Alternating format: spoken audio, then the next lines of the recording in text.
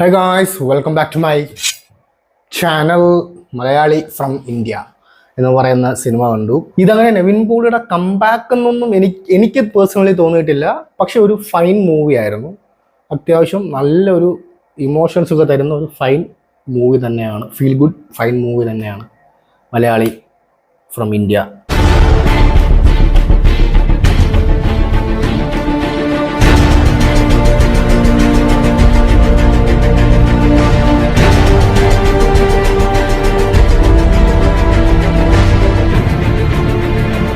Directed by Dijo Jose Antony. Yes, Jana Gana Mana ഒരിക്കലും നമ്മുടെ മനസ്സിൽ നിന്ന് പോവാത്ത കുറേ സംഭവങ്ങൾ തന്നിട്ടൊരാളാണ് ഡിജോ. അപ്പം ഇതിലും ഡിജോ ഒരു സ്പെഷ്യൽ അപ്പിയറൻസ് ഒക്കെ ചെയ്തിട്ടുണ്ട്. കുഴപ്പമില്ല, അതൊക്കെ വർക്കൗട്ട് ഉണ്ട്. ചില കോമഡിയൊക്കെ ഡിജോയ്ക്ക് വർക്കൗട്ട് ആയിട്ടുണ്ട്. പക്ഷേ ഈ ഫിലിമിൽ മേക്കിംഗ് നല്ല കിടിലമായിട്ട് പിടിച്ചിട്ടുണ്ട്. ഫസ്റ്റത്തെ കാര്യം അതിൻ്റെ മേക്കിംഗ് ആണ് ഏറ്റവും വലിയ കാര്യം. അത് ഡിജോ പൊളി കിടില മേക്കിംഗ് ആയിരുന്നു.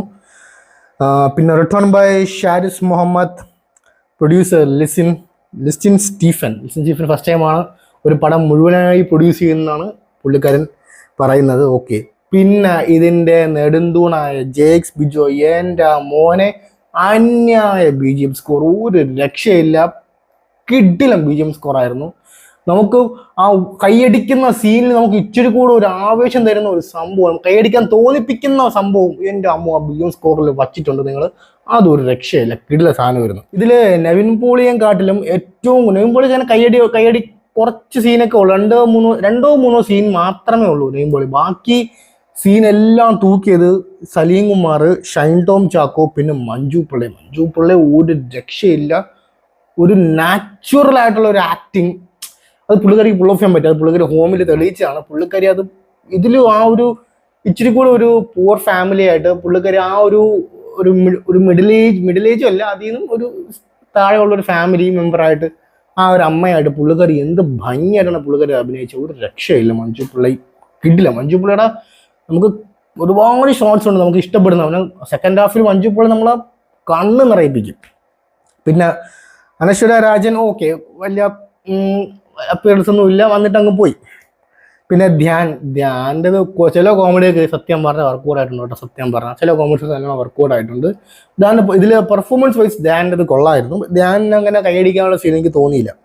പിന്നെ ഷൈൻ ടോം ചാക്കോ അടിപൊളിയായിരുന്നു. ഷൈൻ ടോം ചാക്കോ തൂക്കി, അയ്യോ 3-4 മിനിറ്റ് എങ്ങാണ്ടേ ഉള്ളൂ. അയ്യോ കൈയടി തൂക്കിയിട്ട് ആളങ്ങ് പോയി. അത് നൈസായിരുന്നു ഷൈൻ ടോം ചാക്കോ. പിന്നെ എസ്പെഷ്യലി അവർ സലീം കുമാർ, എൻ്റെ അമ്മോ, സലീം കുമാർ ഫസ്റ്റ് ഹാഫിൽ പറഞ്ഞ ഡയലോഗ് ഉണ്ടല്ലോ, അത് പക്ക കറക്റ്റാണ്. ഞാനത് പറഞ്ഞ് സ്പോയിൽ ചെയ്യാൻ പറയുന്നില്ല, സ്പോയിൽ ആക്കാൻ താല്പര്യമില്ല എനിക്ക്. പക്ഷെ ആ ഡയലോഗ് വളരെ കറക്റ്റാണ്. 100% അത് ഇവിടെ നടക്കണ സംഭവമാണ് സലീം കുമാർ ആ കാര്യത്തിൽ പറഞ്ഞത്. ദെൻ നെവിൻ പോളി ആണെങ്കിൽ ഞാൻ പറഞ്ഞത്, നെവിൻ പോളിക്ക് കുറേ ഫൺ എലമെന്റ്സ് ഉണ്ട്. പക്ഷേ അതൊന്നും കുറച്ചൊക്കെ എനിക്ക് വർക്കൗട്ടായി, കുറച്ചൊക്കെ എനിക്ക് വർക്കൗട്ടായാലും തോന്നിയില്ല. കാരണം മറ്റേ വർഷങ്ങൾക്ക് ശേഷം അതൊക്കെ ഫുൾ വർക്കൗട്ടായി. പക്ഷെ ഇതിൽ കുറേ അങ്ങോട്ട് വർക്കൗട്ടായാലും എനിക്ക് തോന്നിയില്ല. പിന്നെ ഇതിൽ നമുക്ക് എടുത്തു പറയേണ്ട ഫസ്റ്റ് ഹാഫിൽ ഒരു സീനുണ്ട്. ജസ്റ്റ് ഞാൻ ഫുൾ അങ്ങ് എക്സ്പ്ലെയിൻ ചെയ്യുന്നില്ല, ജസ്റ്റ് അടുത്ത് ഞാൻ പറയാം. കാരണം എനിക്കിത് പറഞ്ഞു, കാരണം അതിനൊക്കെ ഒരുപാട് കൊണ്ട് ഞാനത് എൻ്റെ കണ്ണ് നിറഞ്ഞ ഒരു ഷോട്ടായിരുന്നു ഫസ്റ്റ് ഹാഫിൽ. എൻ്റെ മാത്രമല്ല, ഓരോരുത്തരുടെയും എനിക്ക് കണ്ടവർക്ക് ഇത് മനസ്സിലാവും. ആ ഫസ്റ്റ് ഹാഫില് മുത്തപ്പൻ്റെ സീനുണ്ടല്ലോ, എൻ്റെ അമ്മോ, ആ മുത്തപ്പൻ മറ്റേ ആ പുള്ളിക്കാരിയുടെ എൻ്റെ അത്ര പറയുന്നുള്ളൂ. അത് എക്സ്ട്രാ ഓർഡിനറി സീനായിരുന്നു, വൺ സീനായിരുന്നു.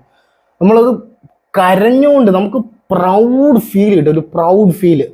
അത്ര ഒരു ഇതായിരുന്നു. നമ്മുടെ ഇന്ത്യയെ പറ്റി ഭംഗിയായിട്ട് നമുക്ക് തന്നിട്ടുണ്ട്. പക്ഷേ ഞാൻ പറഞ്ഞില്ല, ഇതിൽ ഒരു മെയിൻ ആക്ടർ എന്ന് പറഞ്ഞാൽ നെവിൻ പോളി ആണെങ്കിലും, പക്ഷെ ആ നെവിൻ പോളിക്ക് ഒരു പ്രസൻസ്, അല്ലെങ്കിൽ ആ നെവിൻ പോളി ആയിട്ടുള്ള ഒരു മെയിൻ ആക്ടർ എനിക്ക് തോന്നിയില്ല ഇതിനകത്ത്. നെവിൻ പോളി ഒരു ഫേസ് ഇതിൽ കുറവായിരുന്നു ആക്ച്വലി. പിന്നെ ഒരു അറബല്ല പാകിസ്ഥാനൊക്കെയായിട്ടുള്ള ഒരു പുള്ളിക്കാരനുണ്ട്. പുള്ളിക്കാരൻ്റെ പേര് എനിക്ക് കിട്ടിയില്ല. ആ പുള്ളിക്കാരൻ ഗംഭീരമായിരുന്നു. അടിപൊളി പെർഫോമൻസ് ആയിരുന്നു പുള്ളിക്കാരൻ. ഞാൻ പറഞ്ഞില്ലേ, ഇതിൽ ആക്ച്വലി കൈയടി മേടിക്കുന്നതൊക്കെ എല്ലാം കോ ആർട്ടിസ്റ്റാണ്. മെയിൻ ആക്ടേഴ്സിനെ വല്ല കൈയടി 1-2 കൈയടി മാത്രമേ ഉള്ളൂ. അത് കോമഡി സീൻസ് ആണ്, മെയിൻ സീൻസ് അല്ല, കോമഡി സീൻസിന് മാത്രം. ബാക്കി കിടിലം കൈയടിയൊക്കെ വാങ്ങിച്ചു പോകുന്ന എല്ലാം കോ ആക്ടേഴ്സാണ്. അത് ഞാൻ എടുത്തു പറയും, നൈസായിരുന്നത്.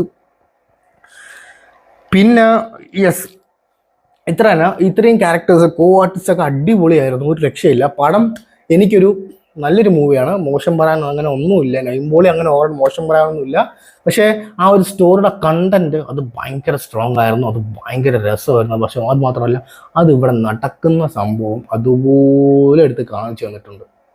അതിനാണ് Dijo, hats off to you, because you have done a great job. Because only he can pull it off. അത് ഡിജോയ്ക്ക് മാത്രമേ പുൾ ഓഫ് ചെയ്യാൻ പറ്റത്തുള്ളൂ, ഇങ്ങനത്തെ ക്യാരക്ടേഴ്സ് കൊണ്ടുവരികയാണ്. ജനഗണമനയൊക്കെ നമ്മൾ ഓൾറെഡി കണ്ടുകൊണ്ട് ആ ബോളിവുഡ് ഇൻഡസ്ട്രി ഒക്കെ ചോദിച്ചിട്ടുണ്ട് ഇതൊക്കെ എങ്ങനെയാണ് സെൻസർ ചെയ്ത് കിട്ടിയെന്നുള്ള കാര്യം. Like that only. പക്ഷേ ഈ പടം യു സർട്ടിഫിക്കറ്റ് കൊടുത്തു കേട്ടോ, വലിയൊരു കാര്യമാണ്. പക്ഷേ പോളീസ് കണ്ടന്റ് ഒരു രക്ഷയില്ല. നമ്മുടെ ലാൽ സലാമിൽ പൊളിഞ്ഞ് പാളീസായ സംഭവമാണ് ഈ ചൂളു പരിപാടിയിൽ നമ്മുടെ മലയാള ഇൻഡസ്ട്രി കാണിച്ചത്. മിക്കവാറും ഇതൊരു 100 കോടി ഇല്ലെങ്കിൽ ഒരു 50 കോടിയെങ്കിലും എന്തായാലും കയറാൻ ചാൻസ് വളരെ കൂടുതലാണ്. 100 കോടി കയറിയാൽ വളരെ നല്ല കാര്യം.